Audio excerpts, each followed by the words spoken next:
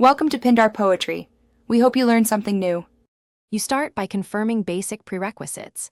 Internet is live, credentials are correct, and you have admin rights.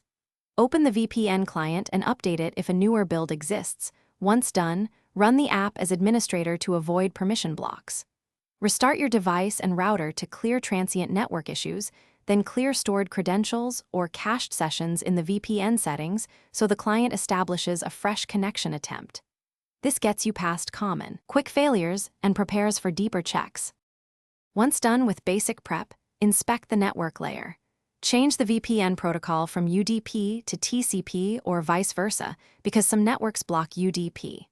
Try alternate ports such as 1194 or 443 to bypass ISB filtering. Verify the TAP or Wintun virtual adapter is enabled and healthy. Reinstall or repair it when corrupted. Then, make sure your firewall or antivirus is not blocking the client.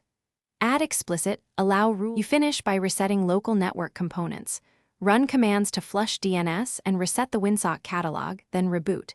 Test the VPN against a different server, and if possible, use a mobile hotspot to determine whether the ISB is blocking connections. Gather client logs and note precise timestamps to speed support help.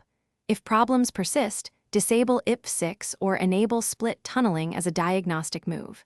Key tip: if one server fails, immediately try another server. Often a quick server switch resolves connection failures.